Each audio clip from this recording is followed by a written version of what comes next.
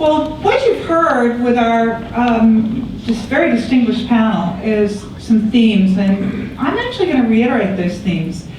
This is a panel that was brought together to try and assess really what do we think is going to happen in this election. It's an interesting election. It's a president that has had his share of issues in the last 3.5 years, and the question is, do we think he's going to be re-elected? And what you're going to hear from me is yes. You've heard it from every one of the three panelists, and you will hear it from me. Yes, this president will be re-elected. And I want to give you some thoughts on why. And we're going to talk about leadership. Do we as a country think that this president has brought together the leadership necessary to continue for 4 years? 4 more years. And one of the things that Casey mentioned is a very simple thing. We do not easily throw out our presidents. We want to give them a chance. All of them come in with challenges, and all of them come in with, gosh, I don't really know how to be president. And there's a steep learning curve. There are challenges that they come in with, both, in this president's case, the economy in particular, but it's difficult to be president. It's a steep learning curve. And what I want to do for a few minutes is compare how this particular president, Barack Obama, compares to perhaps some other two-term presidents. And I want to break it down into several categories, and I want to begin with one important thing: personality, personality, personality. Life is a series of relationships, folks. It is personal chemistry that makes the world go round. How well do people click? And how well the President of the United States clicks with the American citizenry is absolutely key to his re-election. We like Barack Obama. Polls, they're important. Casey will tell you they're important. We can talk all about whether we need to average polls or which poll is better, but polls tell the story, folks. And this particular president has a 64% likability. Likability. We like this guy. Well, let's look back at some other presidents. Let's go back to Susan's grandfather, Dwight David Eisenhower. Did we like Dwight David Eisenhower? We did like Dwight David Eisenhower. We trusted Dwight David Eisenhower. And even in the midst of the U-2 scandal, we liked the man. The biggest scandal of his administration, we liked the man. Think forward a little bit. How about Jimmy Carter? Did you really like Jimmy Carter? Did you like the fact that he got up on national television and talked about a crisis of confidence? I don't know what to do. There's a confidence in this government, he says, and I don't know what to do. Does that instill faith in the American people that the leader of this country gets up and says, I don't know what to do? It's not my fault, it's your fault because you don't have confidence in us? So what did we do to Jimmy Carter? We got rid of him. Then we elected, again, somebody we liked. Who do we like? We liked Ronald Reagan. He's running against Jimmy Carter. We said, out with Jimmy Carter. We elect Ronald Reagan. And throughout 2 terms of Ronald Reagan, the man was totally embroiled in Iran-Contra. Not a good thing if you remember Iran-Contra. And then, again, do you remember in 1987 the whole stock market crashed? We still like the man. We like him so much, we give him, as Casey said, a 3rd term. Then we look around at the guy we gave the 3rd term to, and we say, oh my gosh, that isn't Ronald Reagan. What's the matter? That's George H.W. Bush. And when we give him a real look at, we don't like him. And we throw him out.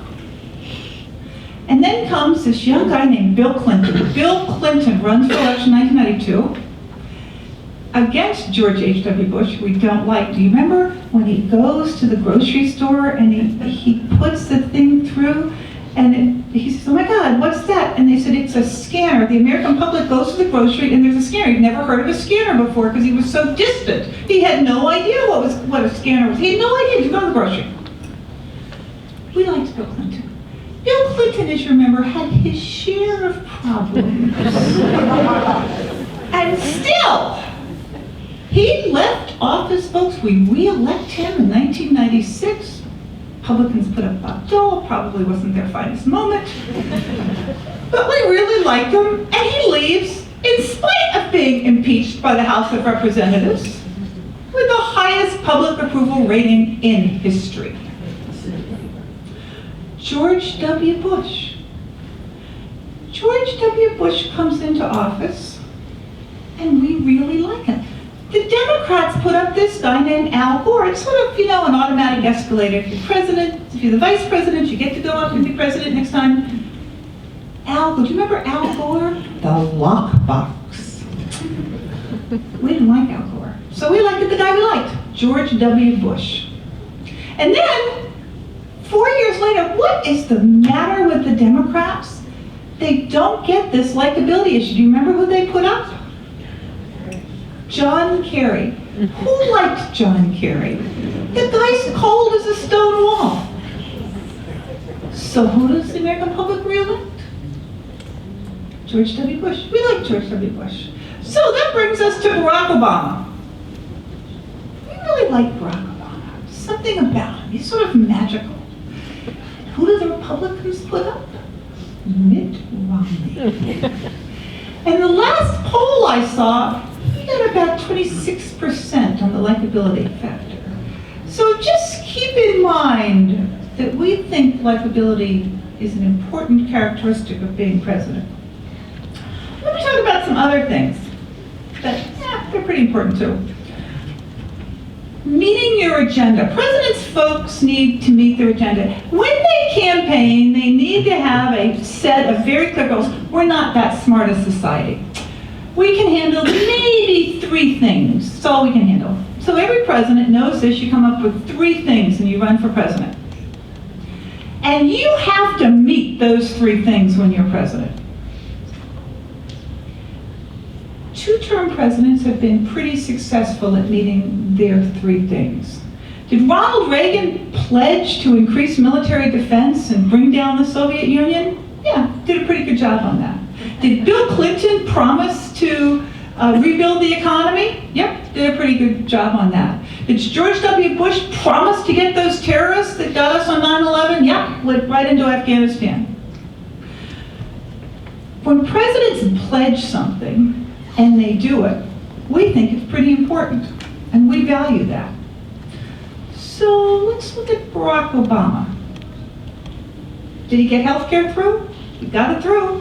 Whether it's challenged in the Supreme Court or not, he got it through. That's important. Did he fix the economy? Ooh, that's a little bit tough, isn't it? It's not in quite as good a shape as he would like. So he needs to talk about some other things. He needs to hedge that a little bit. Are we on the right path? I think both Casey and Jennifer talked about this. Yes, he will need to talk about we're on the right path. I didn't cause this. The problem is the American public is not really, does not like to hear whines and moans. They expect their leaders to get the job done, which means in the next year he's going to have to come up with some very tangible economic numbers. That's going to be very important. What's interesting about Barack Obama is he was the domestic policy president. He wasn't the national security president. However, you will see this president campaigning heavily on national security credentials. Do you remember the little merchant marine ship that was floating around, I forget where, and the Somali, I guess near Somalia, and the Somali pirates got it, and they kept the captain in the little dinghy boat, and Barack Obama sent in the Navy, and the Navy marksmen stood on the bow of that ship, and they shot the people and kept the captain, they saved the captain. That's small, but it happened under Barack Obama's watch. Do you remember Osama bin Laden? He was killed under Barack Obama's watch. Iraq, troops are coming home under Barack Obama's watch. One of the things that I guarantee you'll see, and Casey and Jennifer both talked about this, is you'll see the economy being de-emphasized. Casey talked about, you'll see an emphasis on personality, that is Mitt Romney. We don't like Mitt Romney's personality, we don't like his wealth. That'll be emphasized, and the US economy de-emphasized, but you'll also see a huge play on national security and the strengths of this administration, which is actually very surprising. Third, crisis management.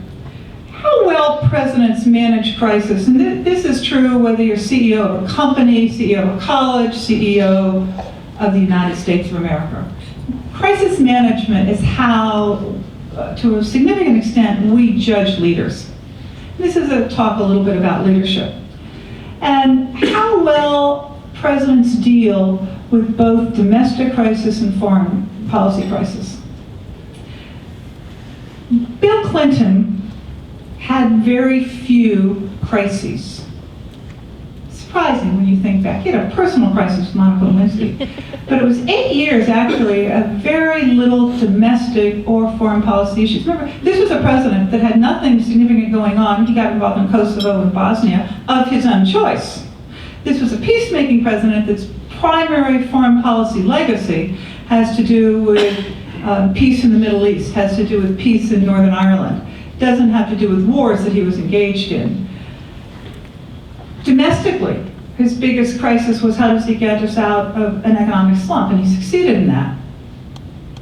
George W. Bush, how did he deal with crisis management? You would give him very strong marks for foreign policy crisis management following the terrorist attacks.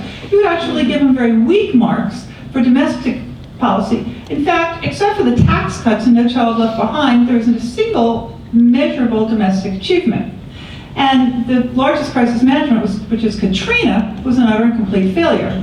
Well, interestingly enough, Barack Obama has had only one major domestic crisis, and that was the BP oil spill, which is very similar, of course, to the Katrina event. And Barack Obama learned from Katrina and immediately sent in a huge national task force to deal with it. And if you remember, he brought the BP executives to the White House and browbeat them, for lack of a better word, to setting up a trust fund to reimburse all the people on the Gulf Coast. So when you talk about leadership, I would say he gets high marks in national security. There are problems, of course, with North Korea. There are problems with Iran. He seems to have momentarily contained them both. He seems to have handled rogue nuclear weapons. They've gone off the map right now. He's pulling us out of Iraq. Problems with Afghanistan. I think the American public is still concerned with Afghanistan. By and large, he's done okay. So he gets okay marks for crisis management.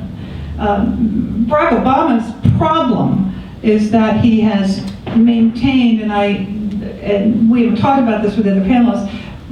In my view, Barack Obama is the face of the U.S. government. I think that's a very bad thing.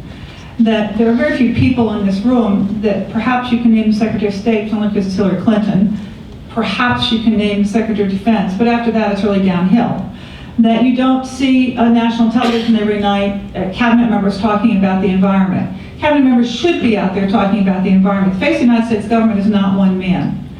And that's a little bit of a negative. He needs to broaden the American public's understanding of what this government does.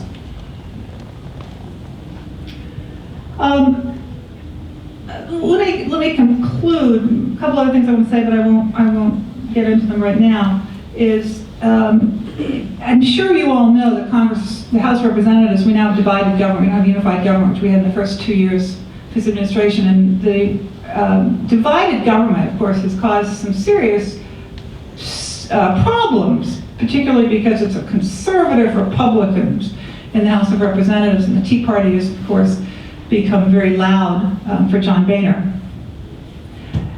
What has happened is the American public has become somewhat disenchanted with Barack Obama because he seems to be trying to be conciliatory to this Congress. That's about to end. What you're seeing with Barack Obama, it started several weeks ago, is to say to Congress, I don't need you to move these policies forward. We're moving from what is called the legislative presidency, that is, you need Congress, to the administrative presidency. This is a president that you're going to see in the next few months aggressively use administrative actions, aggressively use executive orders. Doggone it, he does not need Congress to set emission standards. He can do that with executive orders with EPA. And what you're going to see is you're going to HHS can take huge control over the insurance industry and over healthcare. You're going to see a whole series in the next few months of executive actions showing the strength of the presidency and showing this president take executive action to move forward his agenda. That is leadership. It's not obstructed by an obstructionist Congress. The American public does not want to hear, I can't get anything through because I have a Congress that doesn't agree with me. The American public wants to hear, I am in charge, you gave me a mandate to do something, and I am going to do it. And he is going to do it, and he's going to do it through executive actions. So let me just summarize. these are the points that I want to bring up to you. What gets the president reelected? And this is what's happened consistently of every two-term president, likability. You just plain like these people. Consistency. They're consistent in their actions. You know where they're going. They deliver. They deliver on the expectations. They deliver on what they promised. That is absolutely key. And finally, grace under fire. Every president takes fire. How well they handle it, we judge them. Thank you very much, ladies and gentlemen.